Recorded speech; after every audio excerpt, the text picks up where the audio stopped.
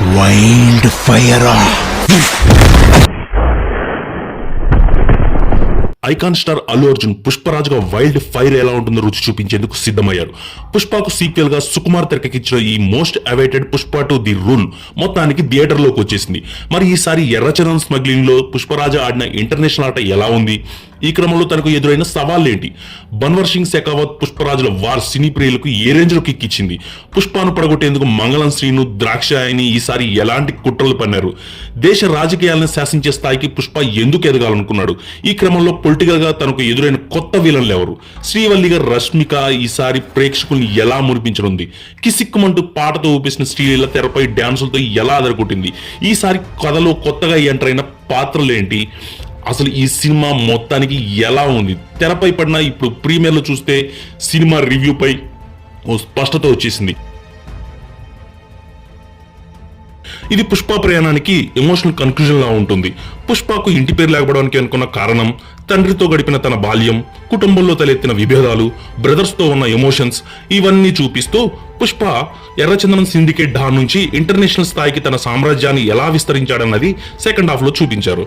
ఈ ప్రయాణంలో ప్రత్యర్థులు మంగళం శ్రీను, ద్రాక్షాయని, జాలరెడ్డి తనని దెబ్బతీయడానికి ఎలాంటి కుట్రలు చేశారు?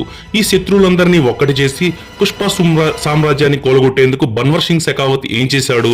పుష్పరాజ్కు తనకు మధ్య జరిగిన యుద్ధం ఎలా సాగింది? ఓ దశలో పుష్ప తన భార్య శ్రీవల్లికి ఇచ్చిన మాట కోసం తీసుకున్న సాహసోపేతమైన నిర్ణయం ఏంటి? ఇది తన ప్రయాణాన్ని ఎన్ని మలుపులు తిప్పింది? పుష్ప రాజకీయాలపై కన్నేయడానికి కారణం ఏంటి?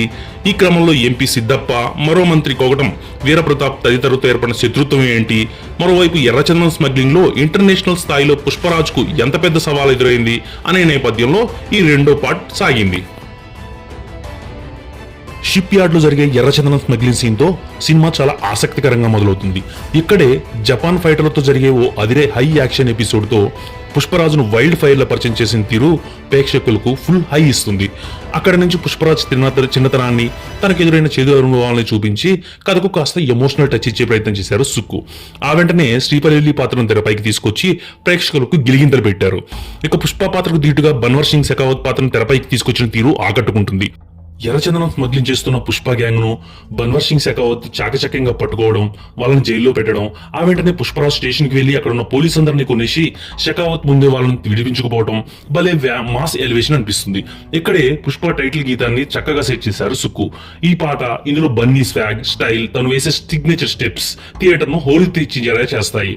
అయితే ఈ పాట పడిన మారికాసేపటికే ఫీలింగ్స్ గీతం కూడా తెరపైకి వచ్చేస్తుంది. ఇది కాస్త ఇరికించినట్లు అనిపించినా తెరపై ఆ పాటను చూపించిన తీరు, బన్నీ శ్రీవల్లి వేసిన స్టెప్పులు ప్రేక్షకుల్ని చూపు తిప్పుకోనికుండా చేస్తాయి. ఇక పుష్ప ముఖ్యమంత్రిని కలిసే ఎపిసోడ్, అక్కడ ఫోటో విషయంలో తనకు జరిగే అవమానం కథను మలుపు తిప్పుతాయి. తాను ఫోటో దిగినోడే సీఎం అవ్వాలి అంటూ రావు రమేష్ ను సీఎం చేస్తానంటూ పుష్ప శపథం చేయడం, ఈ క్రమంలో తను వేసే ఓ అదిరే స్టెప్ విజిల్స్ కొట్టించేస్తాయి.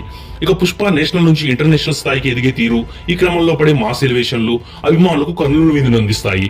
ఇక పుష్పకు బన్వర్ సింగ్ శెకావత్ కు సిద్దప్ప రాజీ కుదర్చాలని ప్రయత్నించడం, దానికి తను ఒప్పుకోపోవడం, ఈ క్రమంలో జరిగే పార్టీలో పుష్ప ఫుల్ గా తాగేసి వచ్చి షెకావత్ కు సారీ చెప్పినట్లే చెప్పి దారుణ రీతిలో అవమానపరచడం కథలో సంఘర్షణను రెట్టింపు చేస్తుంది. ఇక్కడి నుంచి కథంతా పుష్ప షెకావత్ ఇగో వార్లా మారుతుంది. ఇక్కడే అదిరే హై సీక్వెన్స్ తో ఇంటర్వెల్ ఇచ్చిన తీరు కూడా ప్రేక్షకులతో విజిల్స్ కొట్టిస్తుంది. ఇక సెకండ్ హాఫ్ మొదలవడమే టాప్ గేర్ లో మొదలైపోతుంది. తాను సవాల్ విసినట్టుగానే పుష్ప బన్వర్ సింగ్ కు చెక్కకుండా ఎర్రచందనం సరుకును బోర్డర్ దాటించే ప్రయత్నం చేయడం, దీన్ని పట్టుకోవడం కోసం షెకావత్ వేసే ఎత్తులు, వాటిని చిత్తు చేస్తూ పుష్ప తన సరుకును బోర్డర్ దాటించేయడం హైలైట్ గా నిలుస్తుంది. ఆ వెంటనే సినీ ప్రియులంతా ఆసక్తిగా ఎదురు చూస్తున్న జాతర ఎపిసోడ్ తెరపైకి వస్తుంది. ఈ ఎపిసోడ్ లో వచ్చే జాతర పాట, దానికి అమ్మవారి గెటప్ లో బన్నీ వేసిన స్టెప్పులు, ఆయన పలికించిన భావోద్వేగాలు భయపెట్టించేస్తాయి. ముఖ్యంగా నిప్పుల గుండం తొక్కే సీన్ కు రోమాలు నిక్కబుడుచుకునేలా చేస్తాయి. పుష్పను అడ్డుకునేందుకు మంగళం శ్రీను, ద్రాక్షానితో శెకావత్ చేసే ఎత్తులు, వాటిని పుష్ప తిప్పుకుంటే తీరు ద్వితీయార్థంలో అలరిస్తాయి. పుష్ప తాను అనుకున్నట్లుగానే సిద్దప్పను సీఎం చేయడం, ఆ వెంటనే కిసిక్ పాట తెరపైకి రావడం థియేటర్ ఒక్కసారిగా హుషారెత్తిపోతుంది. ఇక ప్రీ క్లైమాక్స్ లో అజయ్ కూతుర్ని అడ్డం పెట్టుకుని పుష్పను ఇబ్బంది పెట్టేందుకు ప్రత్యర్థులు వేసే ఎత్తులు, ఈ క్రమంలో జరిగే యాక్షన్ హంగామా క్లైమాక్స్ లోకి తీసుకెళ్తాయి. ముఖ్యంగా పొన్నప్పతో జరిగే యాక్షన్ ఎపిసోడ్ చాలా కొత్తగా అనిపిస్తుంది. ఇక ఆ తర్వాత పెళ్లి ఎపిసోడ్ లో పుష్పను చంపేందుకు శత్రువర్గం ప్రయత్నించడం, ఈ క్రమంలో జరిగే బాంబ్ బ్లాస్ట్ ఎపిసోడ్తో 3వ భాగానికి లీడిస్తూ కథను ముగించిన తీరు పర్వాలేదనిపిస్తుంది. తొలి భాగంలోనే పుష్పరాజుగా నట విశ్వరూపాన్ని చూపించేసి జాతీయ పురస్కారాన్ని అందుకున్నారు అల్లు అర్జున్. ఇప్పుడు ఈ 2వ భాగంలో తనలోని నట విశ్వరూపాన్ని భీకర స్థాయికి తీసుకెళ్లిపోయారు. ఖచ్చితంగా మరోసారి ఆయన్ని అన్ని అవార్డులు వెతుక్కుంటూ వస్తాయని చెప్పొచ్చు. నటనలో, డాన్స్లో, ఫైట్లో ప్రతి దాంట్లో 100కు 1000% ఎఫర్ట్ పెట్టారనిపిస్తుంది. ఆ కష్టం తెరపై ప్రతి సీన్లో కనిపిస్తుంది.